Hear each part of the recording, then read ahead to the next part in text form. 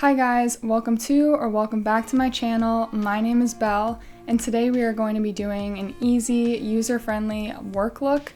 I'm going to be using the Natasha Denona Lila Palette, but I will also be giving some alternative palettes if you do not own this one and you still want to create a similar look. So before we get started, I just want to point out that, again, I'm going to be using the Lila palette, which looks like this. And I'll show it to you real quick. So this is the Lila palette, and we are going to be using a few shades, some of my favorites, like the one down here and the two over here. Other palettes that can get you a similar look to this are the e.l.f. Bite Size Rosewater palette, which looks like this. And then a combination of these two Revlon palettes that I've been really liking. So the first one is That's a Dub, which looks like this. And then the second one would be Slight Flex, which looks like this. So now I'm going to zoom you guys in so you can see my eyelids better, and then we are going to start the look. So currently the only makeup I have on is the Neutrogena moisturizer, the one without fragrance, and then also the Laura Mercier translucent loose setting powder, which just looks like this. I think this was like the holiday one. I'm not positive though. And as we're going through these different shades and shadows that I'm putting on my lid, I'll mention the other shadows in the other palettes that are equivalent. They're not going to be exactly the same, but they're going to give you a similar vibe. And I think, you know, because the Natasha Denona one is so expensive, I want to make sure that you have alternatives or replacements for those shadows. So the first shade that we're going to be using, and my favorite shade in the Lila palette, is Helio. It looks like this, and you can see, you can see that it's well loved. So this one is in the bottom corner of the palette. If you're using the e.l.f. palette, you can use either of these two shades depending on your skin tone. So you could use this one if you have a lighter skin tone, and this one if you have a darker skin tone. This is going to be the metallic that is all over your lid. So you can determine, there's no exact matching shade. I would say that the lighter one is closer, but again, you can decide which one you want to use. And then for the Revlon palettes, I would use the Slight Flex palette, which has this shade right here. And I think this is a really great dupe for the Natasha Denona one as well.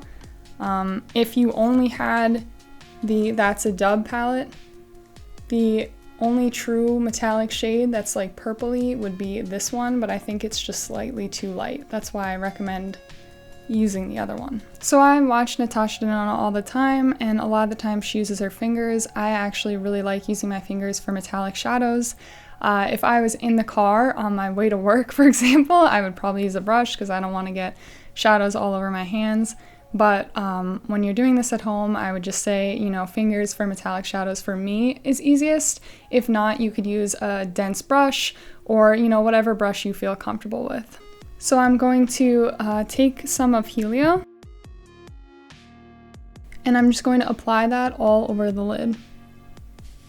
Sorry, I don't want to block it with the mirror. And Natasha's formula is just so buttery and metallic. And for this look, if you can see, I'm just bringing it up into my crease. Because we're going to blend it out afterwards, and it's just going to fade up towards the brow. And then I'm going to do the same thing on the other side.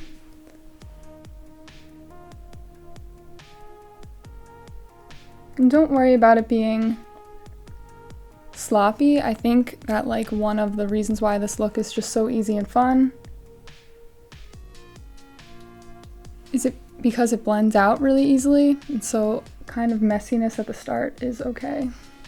I sometimes find myself watching like Natasha's tutorials and thinking at first that it just looks kind of messy, and then as I watch it finish out, it ends up looking up really nice. So So then I'm going to take a dense blending brush. This is the Real Techniques, what is this? 300, it looks like this. And all I'm going to do is blend out that top portion so that line isn't so defined.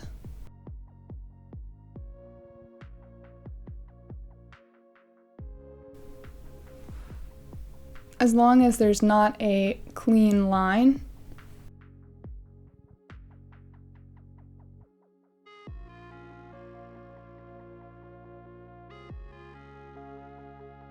The next thing I'm going to do is take a brush like this, any sort of like liner brush. This one I got at the drugstore because it has these nice sparkles in it. And I'm going to use this shade. So in the Natasha Denona palette, I'm going to be using the shade Layla. It looks like this. It's a metallic, almost black purple shade. The e.l.f. palette has a very similar shade right here, except this one is obviously matte, as you can see. It has some shimmer to it, but it is definitely a matte shade. And then if you're using the Revlon palettes, you would use That's a Dub, and you would use this like satiny matte shade right here. Now I will say that this is one of the reasons I love the Natasha palette so much, is because this shade right here is so easy to apply as a liner because it is a metallic. It just gives it that like buttery texture that makes it really easy to apply. Whereas the other two, being more of like satiny matte shades, are a little, you know, more powdery and difficult. But I would say, again, I've used those all the time as a replacement for this, so definitely it's doable. So I'm going to take this liner and I'm going to line my lower lash line, and then I'm going to line my lash line up above as well. So I'm going to start below.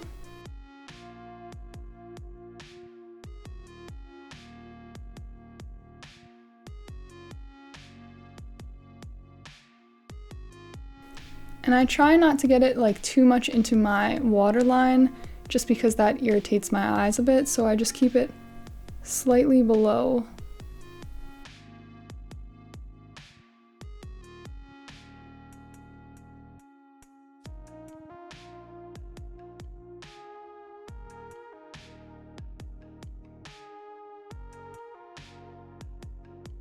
You just don't want to make too thick of a line underneath.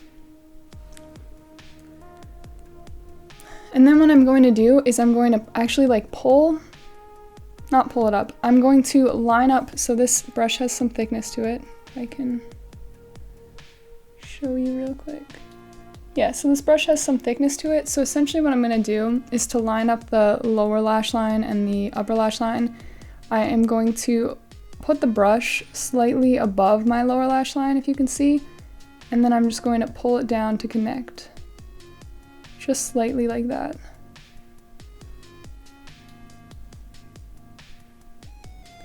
That might even have been too much, but that's okay.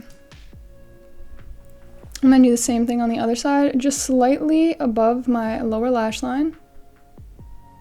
And I'm just going to pull down so that they connect and there's not like a gap between the two when I do the upper lash line like this. Now, if you wear mascara or you don't want to line the upper lash line, that's totally fine. I think you can stop here, but I'm just going to continue because I don't wear mascara. So I'm going to just line like the first third, or the outer third, I guess, of my upper lash line.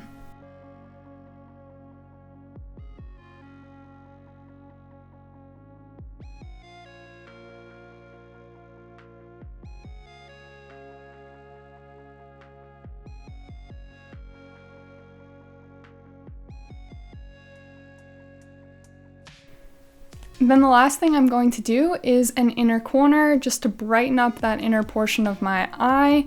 Actually, if we're being very honest, my favorite inner corner out of all these is probably from the Revlon one. It's this one in the That's a Dub. Revlon also has another beautiful inner corner in these prismatic shadows. This one is in Tantrum, the one with the orangey red shade, and this is also really beautiful. So side by side, the one in That's a Dub is a little peachier than the one in Tantrum. So they look like this. This one's just a little more metallic. This one's a little peachier. In the Natasha Denona palette, I'm going to be using the shade Juno. It is right here. It looks like this. In the e.l.f. palette, and this one's a little confusing. In the e.l.f. palette, if you used this shade, then you would use this as your inner corner. And if you used this shade as all over the lid, which would have been a little light, then you might want to use a highlighter as your inner corner. But if you use this one all over the lid, which I think is like the closest representation of the first shade, then this one would be your inner corner. And then like I said, in the Revlon palette, this one right here, in That's a Dub, would be your inner corner. So I'm just going to apply the inner corner highlight. See it right there. I think the reason why I like the Revlon one so much is because it's almost like more skin-like. It looks a little less blinding, but a little more natural, which I really like. But this one from the Natasha palette is also one of my favorite shades, and I use it all the time, so. So that is a quick purple eye look, very easy, everyday. I know I didn't give you anything that was crazy new or complex, but I love these shades. I love that these palettes can kind of match each other. I like that you have the same look kind of capability with different price ranges.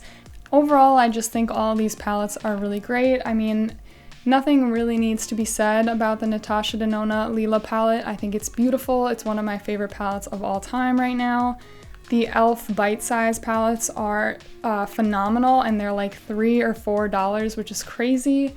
And then you have the Revlon palettes, which I just recently picked up and cannot stop using. I love them. They have this weird, almost like dry, light texture to them, but they come off so beautiful on the eye. I would say they kind of remind me of like a toned down version of the Pat McGrath special shades. They're obviously not as glittery and obviously not as expensive, but you get a really nice look with some of these, especially the metallics in these palettes. So I hope you guys enjoyed this video. If you did, please like and subscribe. I would really appreciate it. And comment down below if you have any of these palettes, if you enjoyed the look, if you want to see more quick makeup looks from me. I would definitely enjoy doing them. Just easy, like everyday work looks. I do a lot of them. But yeah, so if you want to see more of that, definitely like and subscribe and comment down below. I would really appreciate it. And I'll see you guys in the next one. Bye!